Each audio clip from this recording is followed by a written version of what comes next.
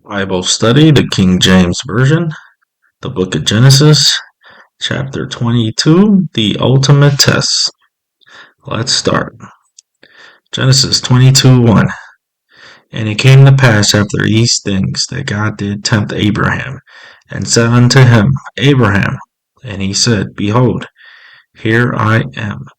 Study notes. God tests Abraham's faith. The word tempt here means to test, not to cause sin. God calls Abraham by name. Abraham responds immediately. This moment begins one of the greatest tests of faith in the Bible. Genesis 22:2. And he said, Take now thy son, thine only son Isaac, whom thou lovest, and get thee into the land of Moriah, and offer him there for a burnt offering upon one of the mountains, which I will tell thee of. God tells Abraham to take Isaac, the son he loves, to the land of Moriah. God asks Abraham to offer Isaac as a burnt offering, which becomes a major test of Abraham's faith and obedience.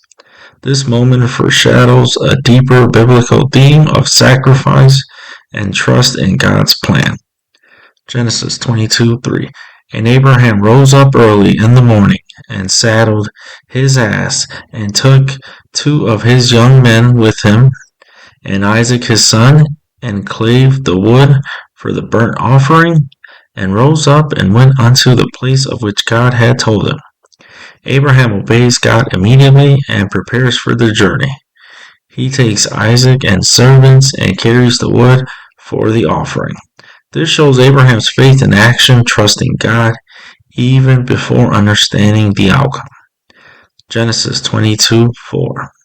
Then on the 3rd day Abraham lifted up his eyes and saw the place afar off. Abraham travels 3 days before seeing the designated place. The journey shows patience and perseverance and obedience. This sets the stage for the final test of faith at the mountain. Genesis 22:5.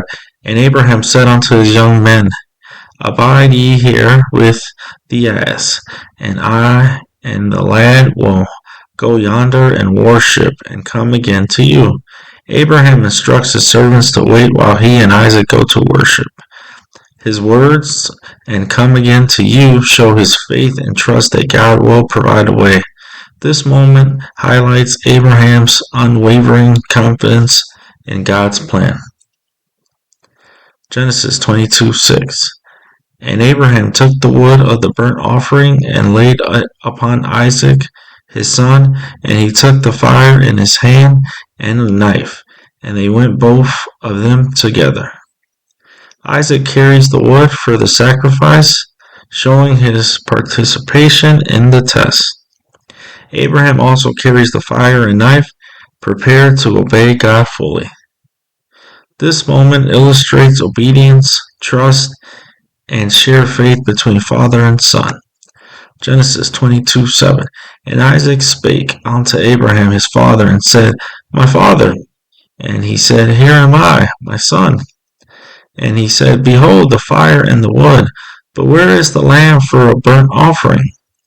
Isaac notices that there is no lamb for the offering, and asks his father.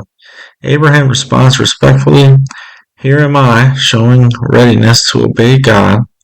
This moment highlights the trust and communication between father and son, even in difficult circumstances. Genesis 22:8. And Abraham said, My son, God will provide himself a lamb for a burnt offering. So they went both of them together. Abraham shows faith in God's provision, even without knowing the full plan. He assures Isaac that God will provide the lamb. This verse highlights trust in God and foreshadows the ultimate sacrifice God would provide in the future. Genesis 22:9. And they came to the place which God had told him of, and Abraham built an altar there, and laid the wood in order, and bound Isaac his son, and laid him on the altar upon the wood. Abraham reaches the exact place God specified and builds an altar. He binds Isaac and places him on the wood, fully ready to obey God. This verse shows Abraham's complete faith and willingness to trust God, even with the life of his beloved son. Genesis 22:10.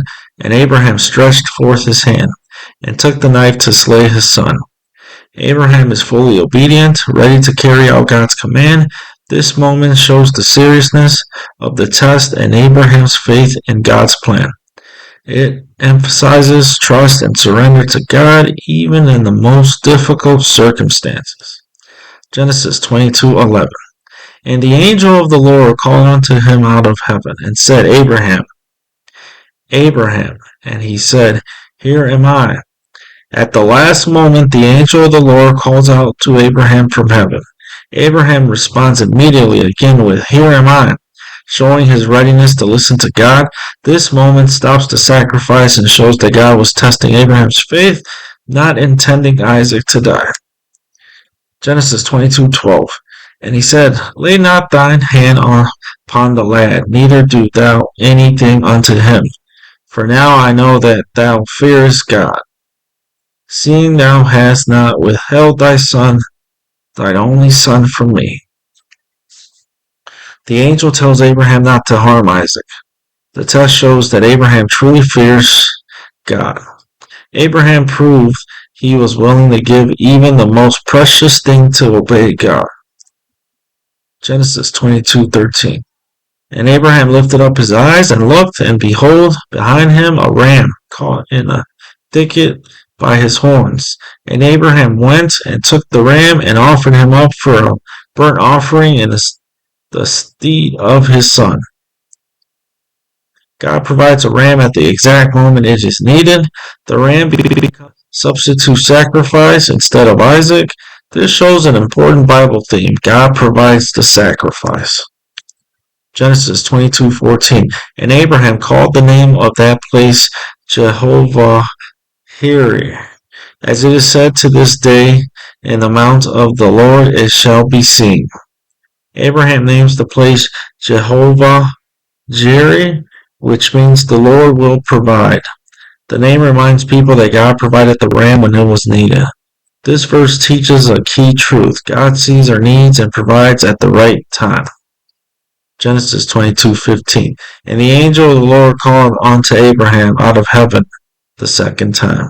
The angel of the Lord speaks to Abraham again from heaven. This second message will confirm God's blessing after Abraham's obedience. God often follows great acts of faith with reassurance and promises. Genesis 22:16. And said, By myself have I sworn, saith the Lord, for because thou hast done this thing, and hast not withheld thy son, thine only son. God makes a solemn oath by himself, showing the certainty of his promise. Abraham's willingness to offer Isaac demonstrates complete obedience and trust. Because of this faith, God is about to reaffirm and expand his blessing. Genesis 22:17. That in blessing I will bless thee, and in multiplying I will multiply thy seed as the stars of the heaven, and as the sand which is upon the sea shore, and thy seed shall possess the gate of his enemies. God promises to greatly bless Abraham and multiply his descendants. His descendants will be as many as the stars in the sky and the sand on the seashore. God also promises that Abraham's descendants will have victory over their enemies. Genesis 22:18. And in thy seed shall all the nations of the earth be blessed, because thou hast obeyed my voice. God promises that all nations of the earth will be blessed through Abraham's seed. This points forward to Jesus Christ, who would come from Abraham's lineage. The blessing is connected to Abraham's obedience to God's voice. Genesis 22:19. So Abraham returned unto his young men, and they rose up and went together to Beersheba, and Abraham dwelled at Beersheba. Abraham returned safely to his servants after the test. They traveled back together to Beersheba, showing that life continues in peace. Abraham remains in Beersheba, living under God's guidance and blessing. Genesis 22:20. And it came to pass after these things that it was told Abraham, saying, Behold, Milcah also had borne children unto thy brother Nahor. After the events with Isaac, Abraham hears news about his brother Nahor's family. Milcah and Nahor's wife has borne children, continuing their family line. This shows that life and God's blessing continue for Abraham's relative, expanding the story of God's covenant family. Genesis 22:21. Us, his firstborn, Buz, his brother, Kemuel, the father of Aram. This verse lists some of the sons of Nahor and Milcah. Kemuel is specifically noted as the father of Aram, linking to later nations and peoples. The genealogy shows how God's promise extends through families and generations. Genesis 22:22.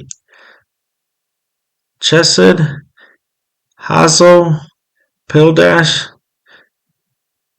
Jidlaph, and Bethuel. This continues the genealogy of Nahor and Milcah. Bethuel will later become the father of Rebekah, who marries Isaac. These details connect the family line to God's ongoing covenant plan. Genesis 22:23. And Bethuel begot Rebekah. These 8 did Milcah bear to Nahor, Abraham's brother. Bethuel, son of Nahor, and Milcah becomes the father of Rebekah. Rebekah will later become Isaac's wife, continuing the covenant line. This shows how God carefully prepares the family line for his promises. Genesis 22:24. And his concubine, whose name was Reumah, bare also Tebah and Gaham and Tahash and Makai. Nahor also had children through his concubine Reumah, expanding his family further. These genealogies show how Abraham's extended family grows, forming the background for God's covenant promises. Every detail emphasizes that God's plan involves families and generations, not just individuals. And that concludes Genesis chapter 22, the ultimate test. Until the next Bible study, goodbye.